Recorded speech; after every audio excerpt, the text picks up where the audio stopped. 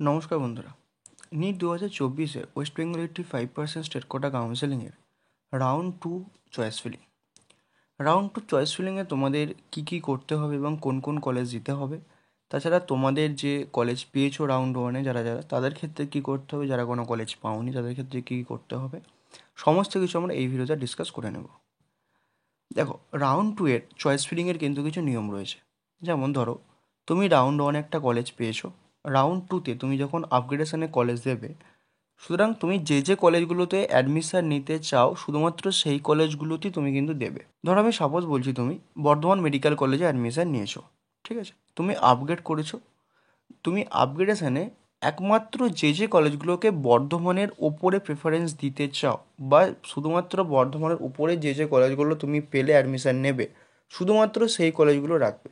সেটা হতে পারে তুমি যদি এমসিকে এসএসকেএম চাও শুধু সেটা দিতে পারো, কেউ এমসিকে এসএসকেএম এনআরএস তিনটে চায়, তিনটে দিতে পারো। যদি কলকাতার 5টে চাও 5টে দিতে পারো। যদি কেউ সারদত্ত রাখতে না চাও বর্ধমানের ওপরে, তাহলে দেবে না, সিএনএমসি পর্যন্ত দিয়ে স্টপ করে দেবে, ঠিক আছে। এবার তোমার মতানুযায়ী তুমি কিন্তু কলেজগুলোকে ইন্টারচেঞ্জ করতেই পারো, ঠিক আছে। তাই এটা হচ্ছে কিন্তু মূল ব্যাপার একটা, যে তোমাকে কিন্তু রাউন্ড 2-তে সব কলেজের লিস্ট দিতে হবে সেরকম কিন্তু নয়। আর রাউন্ড 2-তে ভালো করে খেয়াল করবে, যে কলেজগুলো তোমার পছন্দের নয় বা তুমি যে কলেজগুলো অ্যাডমিশন নিতে চাও না, অথবা রাউন্ড 1-এ তুমি যে কলেজটা পেয়েছো তার রেসপেক্টে যে কলেজগুলো তোমরা চাও না, সেই কলেজগুলো কিন্তু ভুল করেও দেবে না। কিন্তু অ্যালটমেন্ট চলে এলে তোমাকে কিন্তু অ্যাডমিশন নিতেই হবে। তাই তোমাদেরকে বারবার বলছি, এই ভুলটা করবে না। রাউন্ড 2-এর চয়েস ফিলিং খুব সহজ, কিন্তু তোমরা যে কলেজগুলোয় অ্যাডমিশান নিতেই চাও শুধুমাত্র সে সমস্ত কলেজগুলোই দেবে, বাকি কোনো কলেজ দেবে না, ঠিক আছে। এছাড়া ধরো কেউ বাঁকুড়া সম্মেলনী, বা আমি সাপোজ হচ্ছি কেউ মুর্শিদাবাদ মেডিকেল কলেজে ভর্তি হয়েছো, এবার তোমরা মুর্শিদাবাদ মেডিকেল কলেজের পর আপগ্রেডেশন দিয়েছো। এবার তোমরা ঠিক করলে যে তোমরা মুর্শিদাবাদের পর একমাত্র যদি কলকাতার 5টা কলেজ বা যদি বর্ধমান পাও তবেই নেবে, বা কিছু নেবে না, তাহলে তোমরা কলকাতার 5টা প্লাস বর্ধমান দিয়ে দেবে, ঠিক আছে। তাই তোমরা বারবার একটা কথাই বলছি, খুবই সহজ বিষয়টি, যে কলেজগুলো অ্যাডমিশান নিতে চাও বা যে কলেজগুলো হলে তোমার মনে হয় তোমার ভালো হতে পারে, তোমার সেই কলেজগুলো খালি তুমি দেবে, ঠিক আছে। তো এই হচ্ছে যারা রাউন্ড 1-এ কলেজ পেয়েছো এবং রাউন্ড 2-এর জন্য আপগ্রেড করেছো, এটাই কিন্তু তোমাদের চয়েস ফিলিং থাকবে, এবং রাউন্ড 3-তেও কিন্তু একই থাকবে। তোমরা রাউন্ড 2-তে যদি আপগ্রেড হও, তাহলে রাউন্ড 3-র জন্য যে কলেজগুলো যেতে চাইবে সেই কলেজগুলো দেবে। এবার যদি তোমাদের রাউন্ড 2-এর সিট পছন্দ হয়ে যায়, তোমরা যদি সেই কলেজেই লাস্ট করতে চাও লাস্ট করে দিতে পারো। এছাড়া যদি কেউ রাউন্ড 2-তে কলেজ না পাও, তাহলে কিন্তু তোমরা রাউন্ড 1-এর পর যে রাউন্ড 2-এর জন্য যে চয়েস ফিলিং করলে সেরকম রাউন্ড 3-তেও করে দেবে, ঠিক আছে। আসি যারা কোনো কলেজ অ্যালট পাওনি, যারা রাউন্ড 1-এ কাট অফের জন্য কলেজ পাওনি। দেখো, তোমাদের ক্ষেত্রে একটা কথা বলি, রাউন্ড 2-তে তোমরা যে চয়েস ফিলিং করবে সেটা কিন্তু রাউন্ড 1-এর মতোই হবে, কারণ তুমি যেহেতু কোনো কলেজ পাওনি, তাই তোমরা সমস্ত কলেজগুলোই লিস্টে কিন্তু দেবে। যারা গভর্নমেন্টের জন্য অ্যাপ্লাই করবে তারা সমস্ত গভর্নমেন্ট কলেজ কিন্তু লিস্টে দেবে।